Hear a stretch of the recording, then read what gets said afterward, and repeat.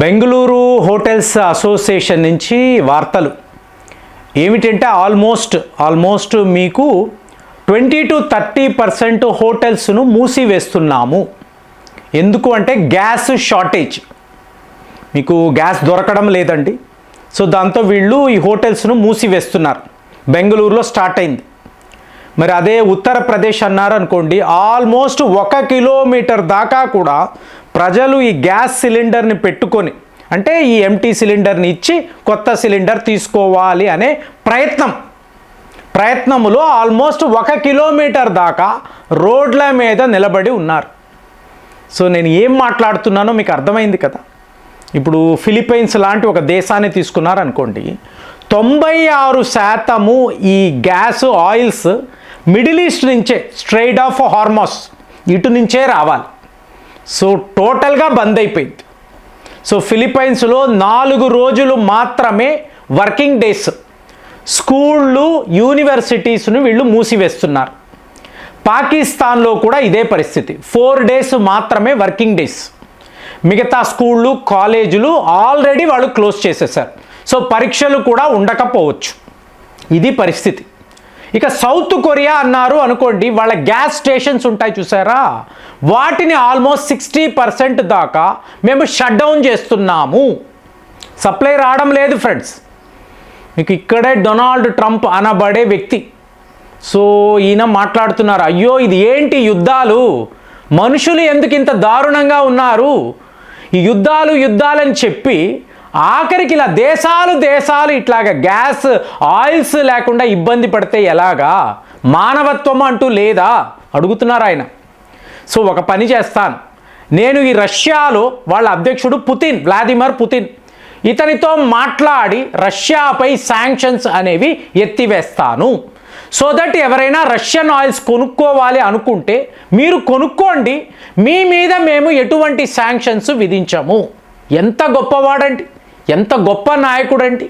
అసలు హ్యూమానిటేరియన్ గ్రౌండ్స్లో Russian oils సప్లైస్ని ఇవాళ ఈయన ఓపెన్ చేశాడు. ఎందుకు చేశాడండి? కామెడీ. మీకు ఆల్రెడీ యూరోప్ యూనియన్లో ఉండే దేశాలంతా రష్యాకు ఆర్డర్స్ ఇవ్వడం జరిగిపోయాయి, గ్యాస్ పైపులు ఓపెన్ చేయడం అయిపోయాయి, వాళ్లకు రావలసిన సప్లై వెళ్ళిపోతుంది. సో ఇప్పుడు ఇతను ఇది మాట్లాడలేదు అనుకోండి, వాళ్ళు ఆల్రెడీ చేసేసారు కదా. సో పుతిన్ గారితో మాట్లాడాను, ఆయన ఒప్పుకున్నారు, అలాగే నేను అందరికీ కూడా గ్యాస్ సప్లై చేస్తాను, ఆయిల్ సప్లై ఇస్తాను అనేసారు, నాకు ప్రామిస్ చేశారు. అంటే ఆల్రెడీ జరిగిపోయింది కదా, జరుగుతుందండి, నాకు సంబంధం లేదు. నేను పుతిన్ గారితో నిజంగా మాట్లాడేవా తెలియదు. నువ్వు ఒప్పుకున్నా ఒప్పుకోకపోయినా, అంటే పుతిన్ గారు ఒప్పుకున్నా ఒప్పుకోకపోయినా, ట్రంప్ గారు ఆయనతో మాట్లాడేశారు, ఆయన ఒప్పేసుకున్నారు. ఇప్పుడు అందరికీ కూడా ఆయిల్ సప్లై అనేది అమెరికా చెప్పడంతో వ్లాదిమిర్ పుతిన్ గారు అలో చేస్తున్నారు. ఎంత గొప్ప పని జరిగిందో చూడండి. మరి ఇక్కడ మన సెంట్రల్ గవర్నమెంట్ ఇక్కడ నుంచి మీకు వార్తలు ఇంకొక 2 వారాల వరకు కూడా, అంటే ఎల్పిజి గ్యాస్ ప్రొడక్షన్ అనేది విపరీతంగా పెంచుతున్నాము, ఇంకొక 2 weeks దాకా కూడా మనం తట్టుకోగలం. ఆల్రెడీ ధరలు పెరిగిపోయాయి. బెంగళూరు ఎగ్జాంపుల్ చెప్తున్నాను.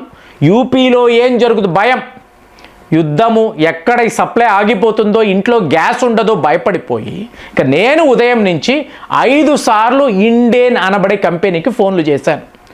వాళ్ళ యొక్క సర్వర్ పనిచేయడం లేదు, టెక్నికల్ ప్రాబ్లమ్స్ ఉన్నాయి, కాబట్టి ఇప్పుడప్పుడే మీరు బుకింగ్ చెయ్యలేరు, ఇవి వార్తలు వస్తున్నాయి.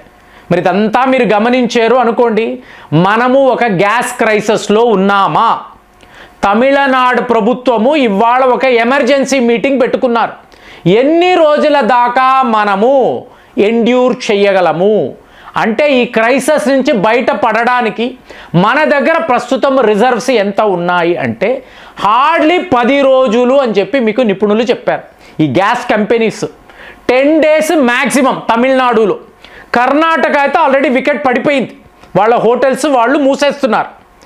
ఇక ఒకవేళ ఈ క్రైసిస్ ఉంది, ఏదో ఒక రకంగా రష్యన్ ఆయిల్స్ మనం తెచ్చుకోగలిగేమో అనుకోండి, ఫస్ట్ ఏం జరుగుతుందండి? ఫస్ట్ ఉత్తరప్రదేశ్నే వీళ్ళు చూస్తారు, ఉత్తరప్రదేశ్ని సేవ్ చేయాలి. సో వాళ్ళకి ఏం కావాలో అటు వెళ్ళిపోతాయి. తర్వాత గుజరాత్, దాని తరువాతే వీళ్ళు సౌత్ ఇండియా గురించి ఆలోచిస్తారు. ఇదే కదా వాస్తవం. మరి అప్పటిదాకా ఏం జరుగుతుంది? మన రాష్ట్రాలలో ఉండే పెట్రోల్ బంక్స్, అలాగే గ్యాస్ స్టేషన్స్, ఇక్కడ ఈ క్రైసిస్ ఏమిటి?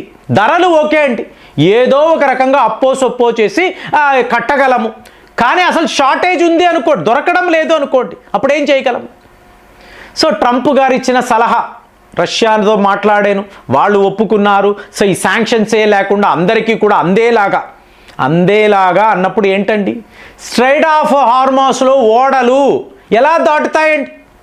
ఆయన ఈరాన్ని హెచ్చరిస్తున్నాడు, నీ వల్లే ఇవాళ ప్రపంచం అంతా కూడా ఇలా అయిపోయి ఉంది, మర్యాదగా స్ట్రైట్ ఆఫ్ హార్మోస్ని ఓపెన్ చెయ్యి. అక్కడే కదయ్యా నువ్వు నీ యుద్ధ ఓడలను పెట్టుకొని ఈరాన్ మీద దాడులు చేస్తున్నావు. వాళ్ళ ఎయిర్ స్పేస్లో ఇక్కడే కదా నీ బాంబర్స్ పనిచేస్తున్నాయి. మళ్ళీ దాన్ని ఓపెన్ చెయ్యాలి, వీళ్ళు వెళ్ళి దాడులు చెయ్యాలి, మొత్తం కెమికల్ వర్షాలు కురవాలి. కానీ ఈరాన్ మాత్రం ఏమీ చెయ్యకుండా అలా ఉండాలి. ఇది తను కోరుకుంటున్నాడు. వాళ్ళు చెయ్యలేరు కాబట్టి global crisis, global oil crisis. ఎవరి వల్ల? ఈరాన్ వల్ల. ఎవరండి యుద్ధాలు మొదలు పెట్టారు అడగకండి, ఈ నిజాలు మాట్లాడకండి. ఇవాళ ఇజ్రాయెల్లో లాక్డౌన్ అండి. నమ్ముతారా? కరోనా టైంలో విన్నాము, ఇవాళ ఇజ్రాయెల్ లాక్డౌన్లో ఉంది. ప్రజలు ఎవరు ఇళ్ల నుంచి బయటికి రాకండి. మీకేమైనా సరుకులు కావాలి అంటే మీరు ఆర్డర్ పెట్టుకుంటే మేము ఇళ్లకే తెచ్చి ఇస్తాము. మరి సరుకులు ఉన్నాయా? తెలియదు. ఆయిల్స్ ఉన్నాయా? తెలియదు. గ్యాస్ ఉందా? ఎవరికీ తెలియదు. మరి ఇజ్రాయెల్ ప్రజలు అంటే ఈ మహానాయకులు తీసుకునే నిర్ణయాలు మీకు ప్రజల మీద ఎలాంటి ఒత్తిడి? చూడండి, మీకు పిల్లలు ఉంటారు కదండి, టైమ్లీగా వాళ్ళకి ఆహారం పెట్టాలి కదా. నథింగ్ అండి, మాకు అలాంటి ఆలోచనలే లేవు. ఇక పిల్లల మీద వెళ్ళి బాంబులు వేస్తాం, ఇదే మేము చెయ్యగలం. సో ఇలాగా ఇంత ఒక దారుణమైన ప్రపంచంలో మనం నివసిస్తున్నాము అంటే మీకు నలుమూలలా అండి. బంగ్లాదేశ్లో అయితే ఆల్రెడీ వాళ్ళకి ఆయిల్స్ అనేవి నిండుకున్నాయి. లేవండి, వాళ్ళు మొత్తం యూనివర్సిటీస్ అంతా మూసేశారు, పరీక్షలు లేవు. మీరు ఎవరు ట్రావెల్ చేయకండి, ఇంటి నుంచి బయటికి వచ్చి బైకు కారు అంటూ తీయకండి. గ్యాస్ నిండుకుందా, మీరు వంటలు చేసుకోకండి. ఇది బంగ్లాదేశ్లో పరిస్థితి. సో ఎక్కడో ఏదో యుద్ధమని మనం ఆలోచిస్తున్నాము. మిడిల్ ఈస్ట్ క్రైసిస్ అన్నాము. మిడిల్ ఈస్ట్ నుంచే మీకు ఇలాగా ఈ ఆయిల్ గ్యాస్ సప్లై జరగాలి. మీకు ఆల్మోస్ట్ 70% ఇదేనండి దారి టోటల్గా క్లోజ్ అయిపోయింది. ఇటువైపు ఆసియా ఖండములో మేజర్ క్రైసిస్ను థాయిలాండ్, ఫిలిప్పైన్స్, బంగ్లాదేశ్, పాకిస్తాన్, నేపాల్ ఇలాంటి దేశాలు. ఏమండి మరి మన భారత్ ఏమిటి అంటే 2 వారాల దాకా కూడా మనము తట్టుకోగలము. ఇది మన వాళ్ళు చెప్తున్నారు, సెంట్రల్ గవర్నమెంట్ చెప్తుంది. 2 వారాల తర్వాత ఏమిటి? ఇప్పుడు ఈ యుద్ధాన్ని ట్రంప్ ఆపడండి, ఎందుకంటే అతనికి అర్థమైంది అందరికీ దెబ్బే. అమెరికా సేఫ్గా ఒక మూల ఉండి అందరినీ ఇబ్బంది పెట్టాలి. చైనా, భారత్, ఇప్పుడు అందరూ మోదీ గారి మీద నువ్వు రిజైన్ చేసేసేయి, నీ వల్లే ఇక్కడ అంటున్నారు కదా. కాబట్టి భారత్ కూడా క్రైసిస్లో పడిపోయింది. సో అందరినీ ఒకే దెబ్బతో ఈరాన్ని చూపించి, ఈరాన్ మీద బాంబుల వర్షము కురిపించి యావత్ ప్రపంచాన్ని స్తంభింపజేసేసిన ట్రంప్ గారు, నేను చాలా గొప్ప విజయాన్ని సాధించాను, ఎవడూ నాతో మాట్లాడలేడు, అందరూ నా ముందు లొంగిపోయారు అని చెప్పి ఇవాళ మాట్లాడుతున్నాడు. మరి ఇలాంటి దేశము, దీనికి ఒక అధ్యక్షుడు, ఈ నాయకులు వీళ్ళందరినీ ఏం చెయ్యాలంటే ప్రపంచాన్ని ఇలా గ్లోబల్ క్రైసిస్లో పడేసి నేను విజయాన్ని సాధించానని ఒక వ్యక్తి చెప్తూ ఉంటే ఇతని యొక్క మానసిక స్థితిని మీరు చూడండి. సో ఇప్పుడు మీకు ఈ క్రైసిస్ నుంచి ఎవరు మనల్ని ఆదుకుంటారు? రష్యా వాళ్ళు ఏం చెప్తున్నారు? భారత్కి ఎప్పుడు ఈ సప్లైస్ అనేవి ఆగవు, మేము ఉండగా భారత్కి ఏమీ జరగదు అని చెప్తున్నారు. కానీ ఈ దారి గుండా కదండి ఓడలు రావాలి. ఇప్పుడు వ్లాడివోస్టాక్ నుంచి చెన్నై దాకా రావాలంటే 60 రోజులు పడుతుంది. మనం ఇక్కడ 2 వారాల గురించి మాట్లాడుతున్నాం. మరి దీనికి ఎలాంటి సొల్యూషన్ మీ వద్ద ఉంది? మీరు ఏమైనా ఆలోచించగలరా? లేదా ఈ ప్రపంచ నిపుణులు ఉన్నారు కదా, వాళ్ళు దీనికి మార్గాలు వెతకగలరా? మీకేమనిపిస్తుంది? కామెంట్స్లో రాయండి. మళ్ళీ వచ్చే వీడియోలో కలుద్దాం. జై హింద్.